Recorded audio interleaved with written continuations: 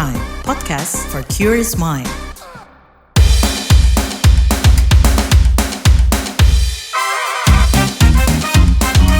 Kamu lagi dengerin podcast What's Trending. Kamu mendengarkan What's Trending bersama saya, Lea Baneza. Perbincangan soal usulan 4 hari kerja nih memenuhi timeline di media sosial. Ada nih netizen yang mempertanyakan usulan itu dan pengaturan waktu kerja 40 jam selama 1 minggu. Tapi ada yang nyaranin bisa nih buat virtual office. Ada yang khawatir kalau beban kerjanya nih makin berat. Tapi ada juga nih yang ngaku kayaknya nggak bakal terpengaruh deh sama kebijakan ini. Nah, kalau kamu, pendapatnya gimana nih? Jadi, anggota tim transisi pemerintahan Pramono Anung Rano Karno Nirwono Joka mengusulkan sistem 4 hari kerja di DKI Jakarta. Kebijakannya terinspirasi dari kota-kota di Eropa dan dianggap sebagai langkah mitigasi bencana seperti banjir atau polusi udara. Meski begitu nih, Ketua Tim Transisi Imam Mahdiah menyebutkan kalau pandangan tersebut adalah hasil diskusi akademis yang disampaikan oleh Pak Nirwono sebagai seorang pakar tata kota, bukan sebagai anggota tim transisi. Sementara Rano Karno atau Bang Dul mengatakan kalau usulan itu tuh mungkin aja muncul dari tim transisi yang terdiri dari berbagai disiplin ilmu. Tapi keputusan akhir katanya sih tetap di tangan Gubernur Jakarta terpilih, Mas Pramono Anung. Jadi belum jelas nih ke depannya bakal diterapkan atau enggak. Juga apakah bakal dibikin 3 hari libur atau 1 hari WFH. Katanya sih mau dikaji dulu ya. Nah, possible atau enggaknya kebijakan ini diterapkan, kita bakal bahas setelah komen warga plus 62 berikut.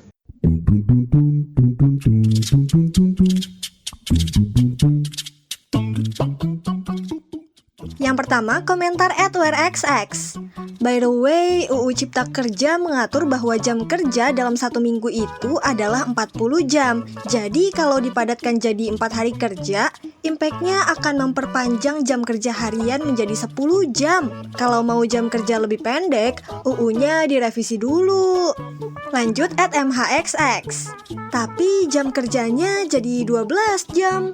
@nexxx. Gimana kalau selang-seling? Sehari masuk, sehari libur. Lanjut komentar @wisxx. Sebenarnya kalau bisa virtual office malah lebih bagus. Yang gak harus ngantor ya gak usah ngantor. Hanya yang bener-bener urgent aja yang ngantor. Hemat segala-galanya. Tapi kalau belum bisa ya jangan dipaksain. Dicoba aja dulu sambil dievaluasi. Kalau niatnya baik, dilakukan dengan baik, oke aja. @imxx. Kayaknya di aku tetap tidak terpengaruh. @ysxx. Yang bener aja, udah produktivitas rendah, masih mau kerja 4 hari doang. Kapan mau majunya Indonesia? @mtxx. Tapi gaji dan tunjangan juga disesuaikan lagi ya? Nah, komentar @ssxx. 5 hari saja itu pakai lembur sampai malam, pekerjaan gak selesai-selesai. Lanjut @fruxx. Jadi 4 hari yakin tuh. Rata-rata yang kerja 5 hari aja itu masih lembur sampai malam, bahkan bisa sampai pagi. Dan hari libur pun kadang masih dipakai buat kerja. Yang terakhir komentar @anxx. Tetap 5 hari tapi hybrid. Ada 1 hari WFH bagi yang memungkinkan. Demikian usulan saya Pak @Pramono Anung.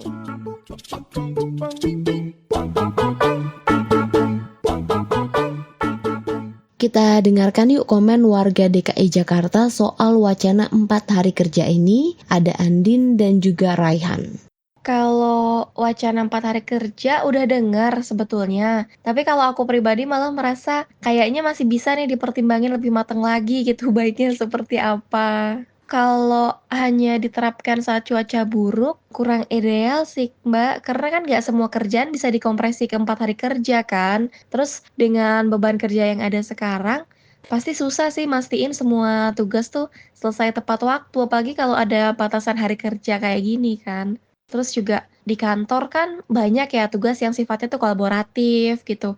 Jadi kalau jadwal kerja nggak sinkron atau terbatas, malah koordinasi dengan divisi lain atau pelayanan gitu bisa jadi terganggu sih Mbak menurutku. Ada banyak kebutuhan operasional kan yang harus dijalanin secara langsung dan menurutku malah penumpukan pekerjaan selama 4 hari ini bisa bikin tekanan kerja lebih tinggi dan rawan kesalahan gitu. Oh, kalau skema libur 3 hari, sebenarnya ini cuma cocok kalau beban kerja bisa disesuaikan atau ada tambahan tenaga kerja sih, kayak kantornya rame gitu mungkin, satu divisi juga orangnya banyak, itu mungkin bisa ya kalau skema libur 3 hari. Tapi kalau enggak libur panjang tuh malah bikin kerjaan tertunda, jadi malah akhirnya kerjaan tuh jadi lebih berat di hari-hari setelahnya gitu.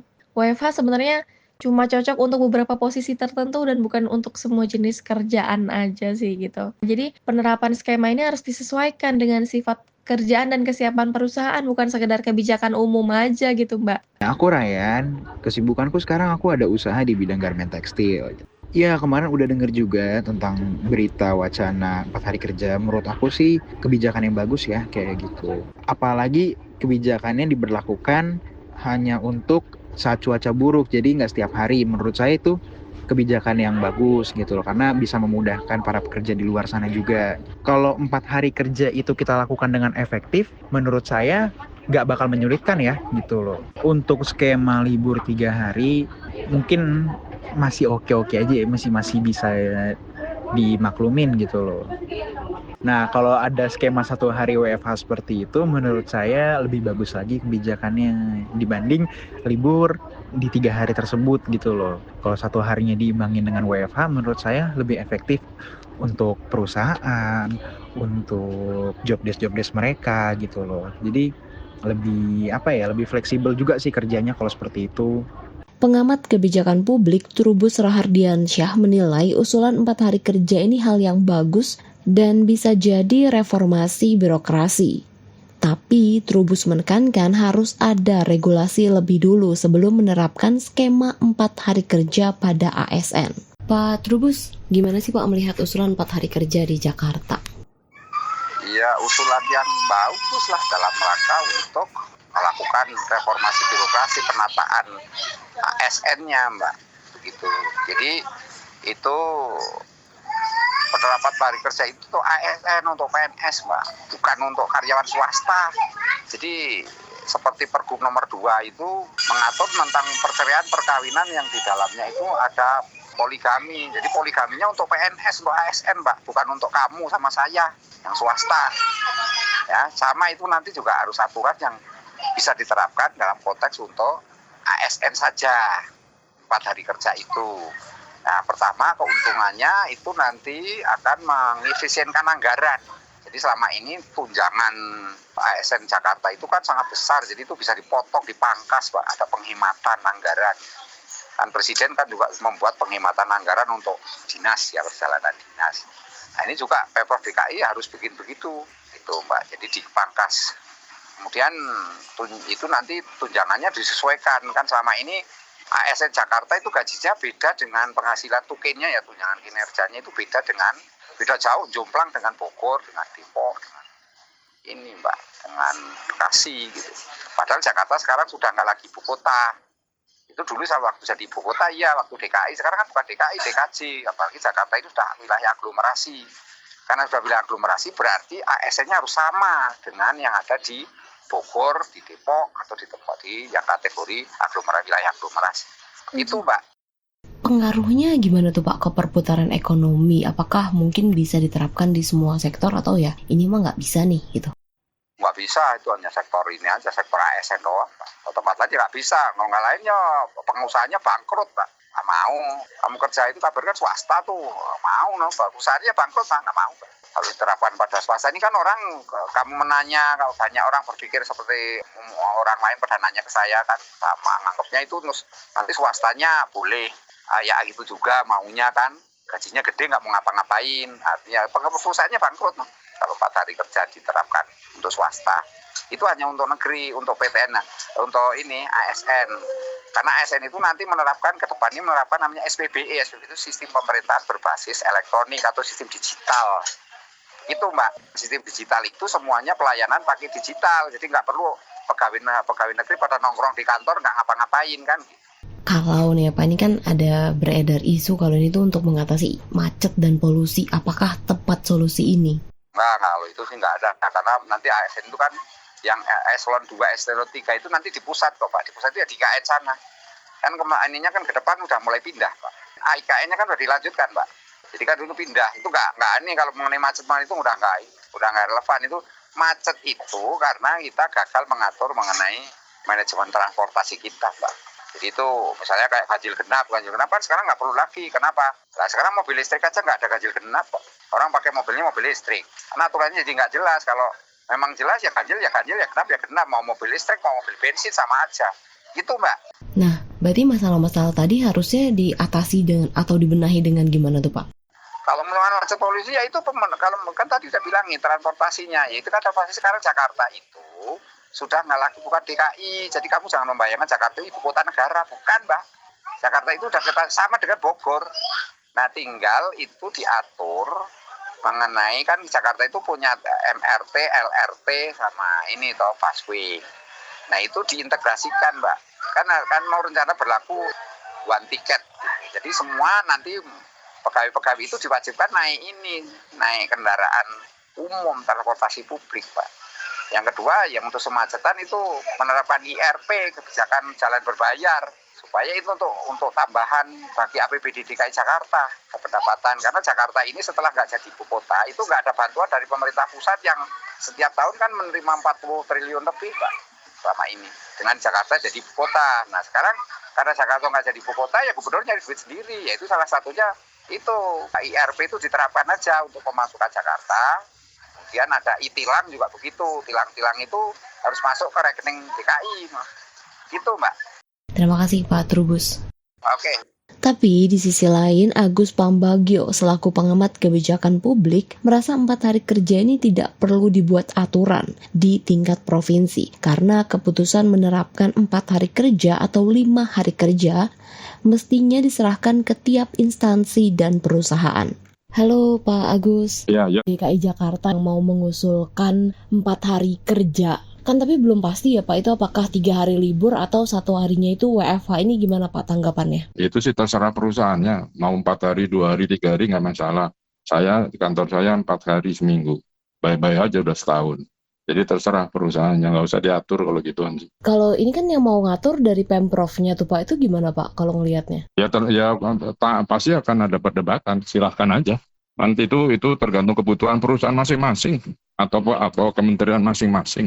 Menurut saya, ya terserah kalau mau diatur. Kalau menurut saya nggak usah diatur. Saya udah setahun ini lebih, kantor saya cuma sampai Kamis, produktivitas naik aja. Nah tergantung, kalau yang nggak biasa kerja keras ya mungkin ya turun, cuma 4 hari. Orang kita itu malas. Kalau bisa nggak usah masuk kerja terus digaji, gitu aja. Jadi untuk urusan gini saya no komen yang detail, karena itu saya serahkan pada masing-masing instansinya. Ngapain diatur? Kan kebutuhannya beda-beda.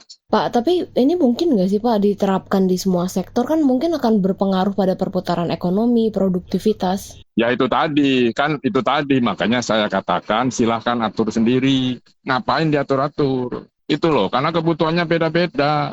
Tujuannya beda-beda. Saya kasih contoh, perusahaan saya liburkan hari Jumat, masuk Senin sampai Kamis, bye-bye aja. Jadi terserah. Ini kan urusan kepentingan sektoral dan masing-masing, nggak bisa diatur sama rata gitu. Oh saya nggak setuju diatur, tapi silahkan mau masuk 1 hari, 2 hari nggak masalah. Asal tujuan perusahaan itu jadi, itu aja. Pabrik, industri mana bisa diatur, itu harus masuk minggu pun harus masuk. Kalau ini kan ada alasan yang muncul katanya untuk mengatasi macet dan polusi, ini gimana Pak? Tepat nggak sih? Nggak ya usul boleh tapi nggak bisa. Nggak bisa, macet itu karena orang Indonesia, apa karena transportasi umumnya nggak ada yang first mile sama last mile, itu aja. Udah nggak usah aneh-aneh lah. Kalau saya nggak setuju, kalau saya sih setuju lepas, silakan aja atur sendiri. Berarti ini kalau misalnya di alasannya untuk macet dan polusi ini nggak benar ya Pak? Karena kalau transportasi umumnya nggak diperbaiki? Ya kalau polusi iya, kalau polusi kemungkinan iya. Tetapi sekali lagi, ini kan aturan orang kebiasaan. Mau diatur memangnya kalau sampai hari Kamis gitu, terus sisanya kalau perusahaan rugi ada yang mau ngatur ngasih tambahan nggak? Terus kalau orang yang tidak produktif ada yang mau ngasih nggak? Apa menjamin orang tidak pakai mobil atau kendaraan pribadi? Jamin nggak? Enggak. Orang kan punya kepentingan, pekerjaan kan ada pekerjaan yang harus di-save 3 kali masuk. Jadi nggak bisa, karena apa? Karena master plan kota kita ngawur semua. Jadi nggak bisa ada sektor industri, sektor sekolahan itu nggak bisa. Jadi harus sendiri-sendiri. Udahlah, iseng amat bikin begituan. Oke baik, Pak. Terakhir mungkin yang perlu, kan nih katanya mau ada pengkajian Pak, yang perlu dikaji kira-kira apa Pak? Ada nggak? Ya dikaji aja kan proyek itu. Kaji aja. Kan proyek itu nanti dapat duit, nggak apa-apa. Oke baik Pak Agus, terima kasih banyak Pak. Ya, Sehat selalu Pak. oke. Ya. Ketua Dua Perkumpulan Pengajar dan Praktisi Hukum Ketenagakerjaan Indonesia P3HKI Ahmad Ansyori berpendapat kebijakan 4 hari kerja mungkin aja nih diterapkan jika proses penyusunan regulasinya terpenuhi secara baik dan didukung nih dengan infrastruktur. Kata Ansori nih, pemerintah juga harus mempertimbangkan semua konsekuensi yang muncul seperti pabrik-pabrik yang punya target per hari bakal kesulitan mengikuti aturan tersebut. Terus juga sektor pelayanan publik yang juga mungkin ya terganggu dengan penerapan kebijakan 4 hari kerja tersebut. Halo Pak Ahmad Ansori. Ya, Gimana Pak kabarnya Pak? alhamdulillah insya Allah baik. Pak, aku mau tanya dong gimana sih Bapak melihat usulan tim transisi Pramono Rano Karno nih Pak, yang katanya kan mengusulkan 4 hari kerja ya, meskipun belum tahu nih apakah 3 hari libur atau 1 harinya WFH aja nih. Gimana nih Pak? Artinya sebagai sebuah pemikiran, wacana, gagasan itu sah-sah saja. Tinggal lagi akan jadi atau tidak jadi, nah itu bergantung kepada beberapa hal. Saya sebagai pengamat hukum tenaga kerjaan, ahli jaminan sosial, itu menyarankan pemerintah daerah DKI mengkaji secara tuntas. Kalau dikatakan secara mendalam, secara luas, tapi tuntas artinya jangan ada faktor sesederhana sekalipun yang tidak masuk di dalam naskah akademik kebijakan itu, termasuk ketentuan penyusunan peraturan perundangan untuk melibatkan partisipasi dari masyarakat. Kemudian tentang substansinya, tentang 4 hari kerja bukan hal yang aneh juga, bukan hal yang langka, karena ada beberapa negara yang institusi pemerintahnya melaksanakan 4 hari kerja, di antaranya itu Skandinavia. Tetapi itu belum cukup untuk, sama sekali belum memadai untuk menjadi pertimbangan utama gitu. Karena harus dilihat banyak ekosistem yang mendukung kebijakan itu. Contohnya, apa yang dilakukan oleh negara tersebut untuk sampai kepada kebijakan atau peraturan itu. Pasti tidak akan misalnya ditentukan dalam sebulan 2 bulan, pasti ada proses. Kemudian, bagaimana karakteristik masyarakat termasuk dunia usahanya. Nah, kalau masuk ke pertimbangan 1 dan 2 tadi, menurut hemat saya, tahun ini, tahun depan, itu masih akan menjadi wacana. Mengapa? Karena yang pertama, belum cukup jelas konsepnya. Yang dimaksud dengan hari kerja 4 hari itu, apakah hanya untuk pegawai Pemda DKI atau ketentuan tentang waktu kerja di DKI?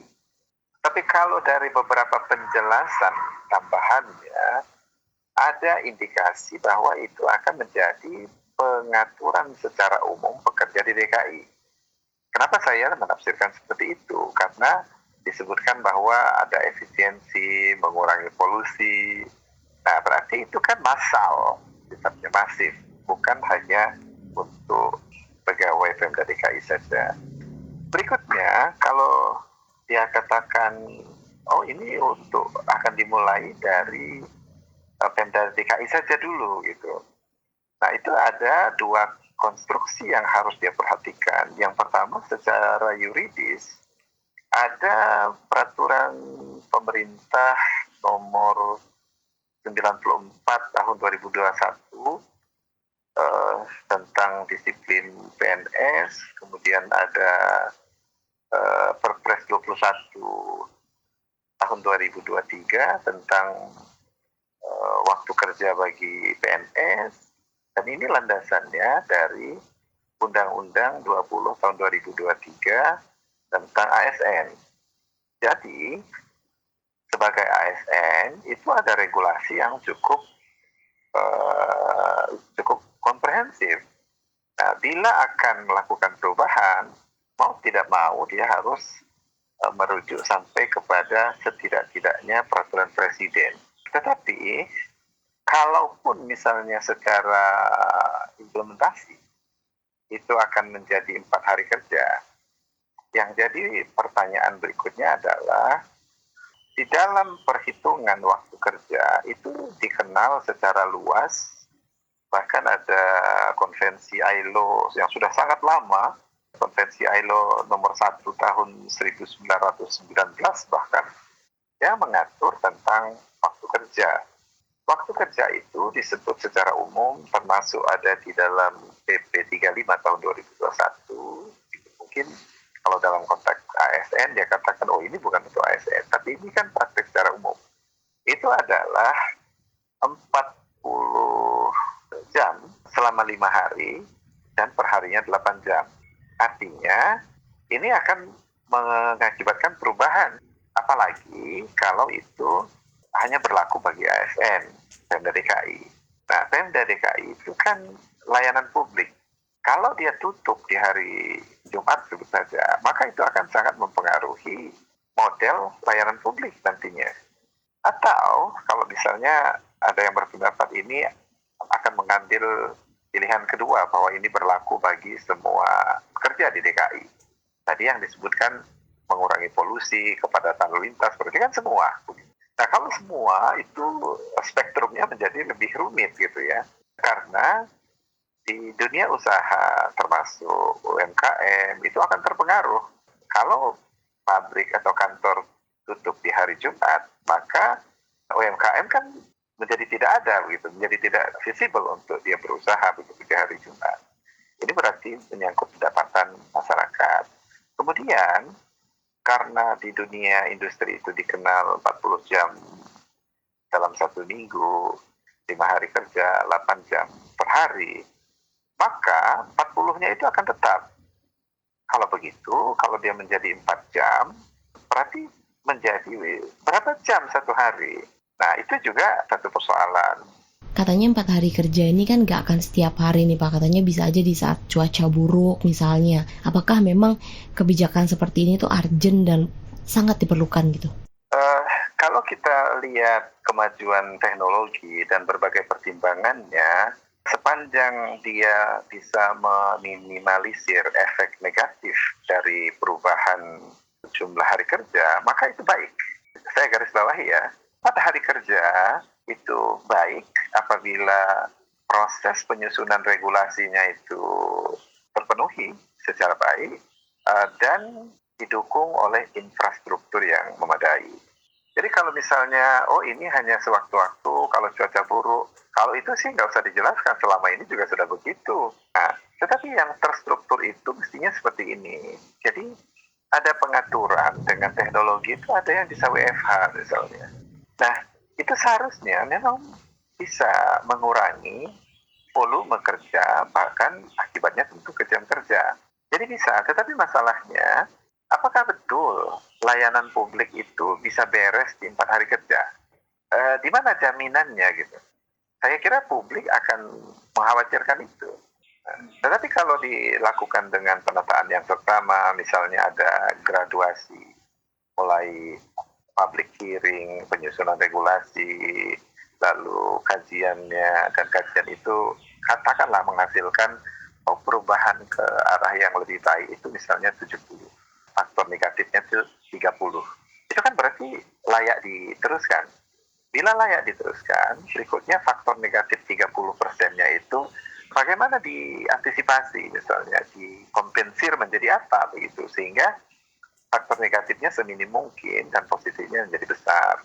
Penggunaan sarana teknologi, penjaminan terhadap terpenuhinya layanan publik, itu menjadi kunci. Jadi bukan soal ini bisa apa enggak ya diterapkan. Kalau aturan sih bisa dibikin.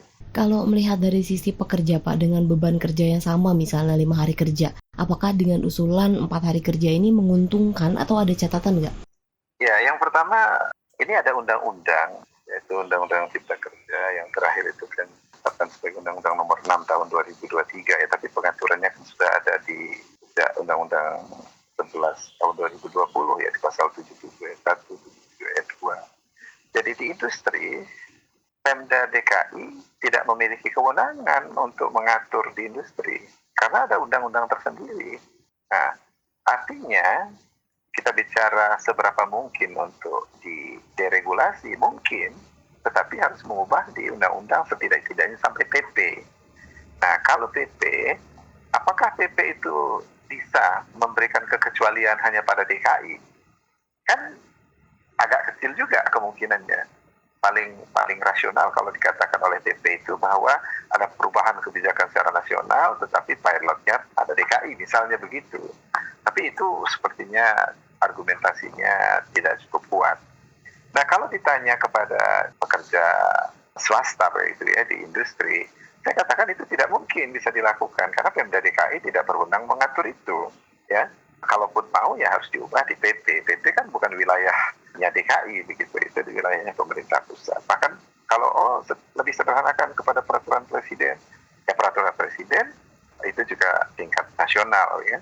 Artinya ada proses yang scaling up untuk ke tingkat nasional. Nah, tapi kalau itu diterapkan, maka ada constraint atau konsekuensi tertentu yang sangat serius. Kenapa? Karena jam kerja itu kan identik dengan produktivitas, produksi, dan upah. Nah, jika dia menjadi 4 hari kerja, apakah dalam 1 hari 10 jam bekerja? Sedangkan industri berhak untuk 40 jam kerja dalam seminggu. Berarti 1 harinya 10 jam. Nah, 1 hari 10 jam itu secara internasional tidak direkomendasikan secara tetap terus-menerus. Dikecualikan kalau misalnya ada lembur waktu tertentu begitu. Kemudian jika dia 4 hari kerja, ini kan bukan hanya pabrik atau industri ya. Jadi beberapa jenis pekerjaan itu sifatnya itu harian. Nah, kalau jumlah harinya bekerja itu menjadi 4, maka penghasilan dengan sendirinya berkurang. Industri pun saya kira membutuhkan waktu bukan cuma untuk adaptasi terhadap kebiasaan baru kalau ini terjadi, tetapi juga kebutuhan untuk mengubah pola kerja. Pola kerja misalnya begini, ada satu pabrik, sebut saja misalnya pabrik apa yang sederhana, pabrik tisu gitu ya. Dia memproduksi misalnya 10 ton per hari, dan dia harus memproduksi 50 ton dalam 1 minggu ya, karena 5 hari kerja. Nah, ini kan meningkat menjadi 12,5 ton per hari. Nah, pertanyaannya, apakah mesin produksi itu kapasitasnya bisa dia memproduksi 12,5 ton per hari? Jika tidak, itu modelnya bagaimana? Tambah mesin kah? Kalau tambah mesin, tambah pekerja kah? Sehingga ada cukup banyak faktor menjadikan saya melihat bahwa ini sebagai sebuah wacana sah-sah saja.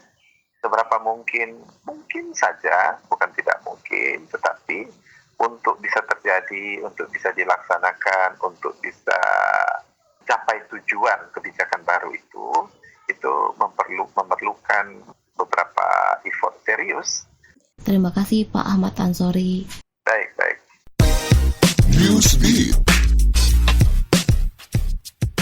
Presiden Donald Trump mematok sejumlah syarat bergabungnya kembali Amerika Serikat ke Organisasi Kesehatan Dunia WHO. Salah satunya, Trump meminta WHO menyelesaikan dan mengungkap masalah penyebaran COVID-19. Sebelumnya, Trump memutuskan AS keluar dari WHO pada hari pertamanya menjabat sebagai Presiden Amerika Serikat. Alasannya organisasi WHO dianggap bias terhadap Tiongkok dan gagal menangani pandemi secara independen. Trump juga menilai kontribusi AS yang mencapai 18% dari total pendanaan WHO, setara 261 juta dolar AS, terlalu besar dan tidak proporsional dibanding negara lain. Keputusan ini disertai penghentian transfer dana dan partisipasi dalam perjanjian global yang dipimpin WHO. Dengan keluarnya AS, WHO diperkirakan bakal kurang mampu menangani krisis kesehatan global lantaran kehilangan sumber keuangan utamanya. Arab Saudi berencana mengubah ulang lagu kebangsaannya Ash al-Malik, Hidup Raja, yang pertama kali ditulis pada tahun 1947. Ini dilakukan sebagai upaya meningkatkan citra dan mendiversifikasi ekonomi negara. Komposer pemenang Oscar, Hans Zimmer digandeng untuk mengaransemen ulang lagu kebangsaan. Saudi menginginkan lagu kebangsaan dengan instrumen baru. Ketua Otoritas Hiburan Umum Saudi, Turki Al-Alshih mengonfirmasi, Zimmer juga terlibat sejumlah proyek musik besar lainnya, termasuk musikal berjudul Arabia, konser berskala besar, dan soundtrack untuk film Saudi The Battle of Yarmouk. Langkah ini mencerminkan perombakan ambisius kerajaan yang telah membuka bioskop, mengizinkan perempuan mengemudi, dan menerima turis non-muslim. Namun, para aktivis menilai upaya ini sebagai pencitraan dan menutupi kebijakan garis keras yang masih diterapkan, khususnya soal hak asasi manusia, termasuk pembatasan kebebasan berbicara dan tingginya angka eksekusi. Leader Big Bang G-Dragon kembali dengan tur dunia yang akan dimulai Maret 2025. Tur dunia rapper bernama asli Kwon Ji Young menyusul perilisan album solo penuh terbarunya yang dijadwalkan pada Februari 2025. Tur ini menjadi yang pertama bagi G-Dragon dalam 8 tahun terakhir, setelah keluar dari wajib militer. Tur terakhir yang dilakukan GD adalah Act 3 MOTTE World Tour pada 2017. Sebelum memulai turnya, G-Dragon dijadwalkan menggelar konser selama 2 hari di Korea dan akan tampil dalam variety show terbaru berjudul Good Day. Sebelumnya, G-Dragon telah merilis single Power pada Oktober 2024, disusul Home Sweet Home bersama Taeyang dan Daesung pada November 2024, serta kembali tampil di acara besar seperti Mama Awards 2024 dan Gala de Pièce Jaunes di Paris.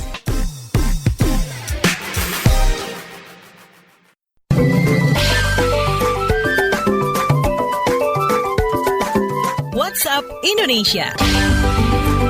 WhatsApp Indonesia, kita mulai dari Jakarta.